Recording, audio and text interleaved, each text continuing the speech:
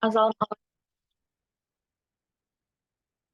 Assalamualaikum warahmatullahi wabarakatuh.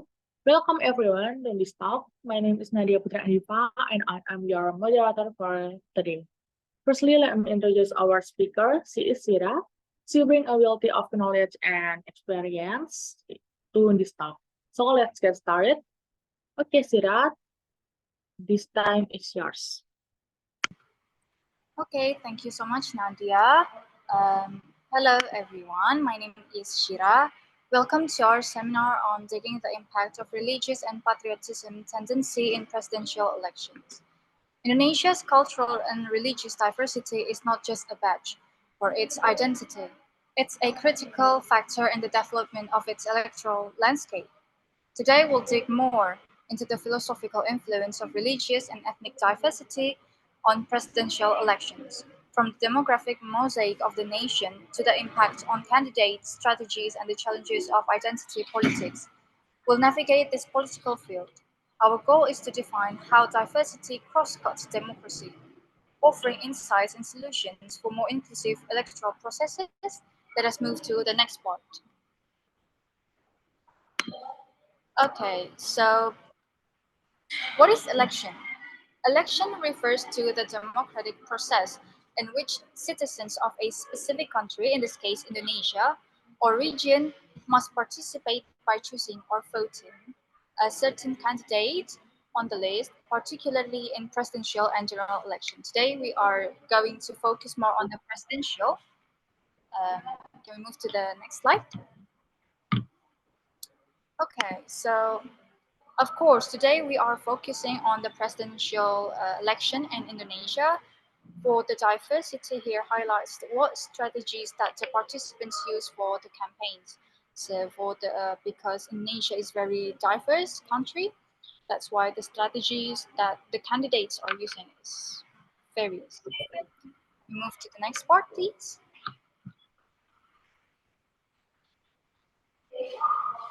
Okay, so we're going to talk about Indonesia's diverse mosaic.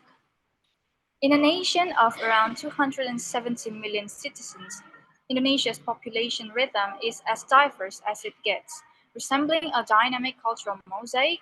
For example, Jakarta serves as a perceptible example of this coexistence. Its harmonious fusion of diverse ethnic groups, um, mindset, such as Javanese, Sundanese, and Balinese, represents the contemporary reality of Indonesia's cultural diversity. Likewise, the city of Manado in North Sulawesi displays a unique blend of Christian and Muslim communities living together peacefully and harmoniously regardless of their religious differences.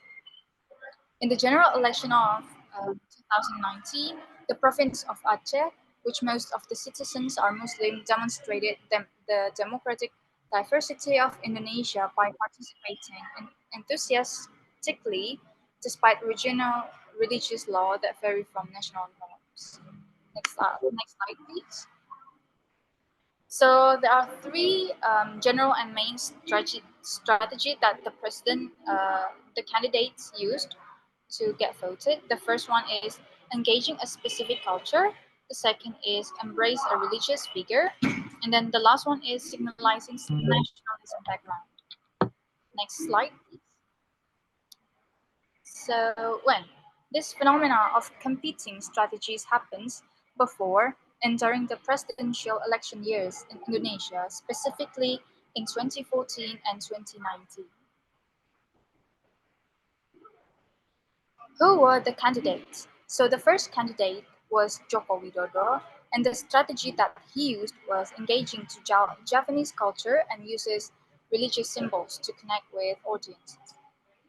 It happens on 2014 on the first campaign of his, and then the second uh, on 2019 he paired himself with a famous religious figure, Ma'ruf Amin, to embrace people from Aceh with their specific religious law called Sharia law.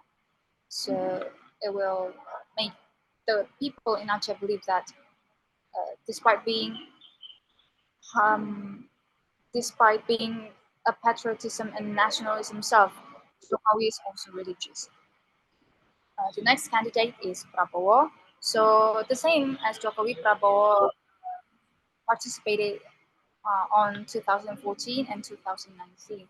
But the strategy that he used is the same. So in both of his campaign, Prabowo pointed out his military background as form of patriotism.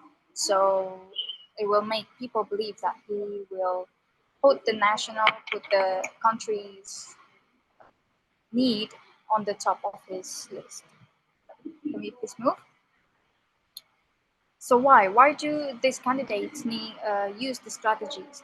So those strategies were used to engage and persuade audiences to vote for a specific candidate or a specific party, which in this case is president and the vice president. So basically, the only purpose is to be chosen and voted on by people. Be the the one that representing the people of Indonesia. Can you please move? Okay, so moving to conclusion. To sum up all of the information, Indonesia's perceptible and dynamic diversity, as engraved in cities like Jakarta and Manado, highlights the harmonious coexistence of various ethnic and religious groups. This is further displayed by Aceh's enthusiastic participation in national and presidential election, regardless of its specific religious laws, the Sharia laws, and in political campaigns, participants like Joko Widodo or Jokowi have strategically engaged cultural and religious symbolism, while Prabowo Subianto outweighs the nationalism and the military background of his to make the audience sure that the national interest and security was his priority.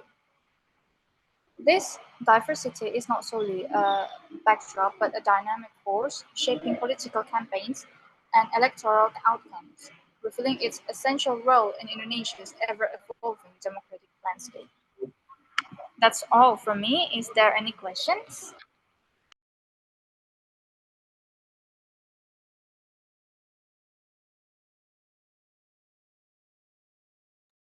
So,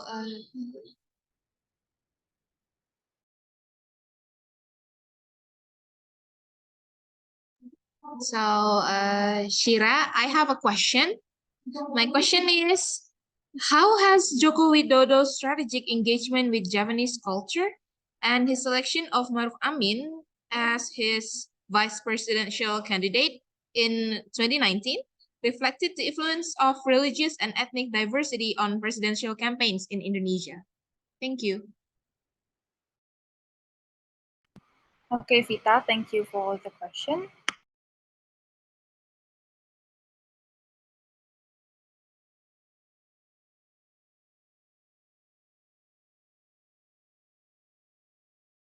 Okay, so I'm going to answer Vita's question. So Joko Widodo's strategic engagement with Javanese culture in the 2014 presidential election and his choice of Maruf Amin as his vice presidential candidate in 2019 reflect the influence of religious and ethnic diversity on presidential campaigns in Indonesia. These actions were aimed to connect with specific religious and ethnic groups, such as Javanese and Muslim voters from Aceh, respectively. So basically, I think that the tendency of religious and ethnic still holds the bigger power than the patriotism and nationalism tendency that Prabowo serves. Is it clear for you? Thank you very much, Shira. That's amazing. Thank you so much for the question. I think that's all from me, and that's all from this seminar. I'm giving it back to Nadia.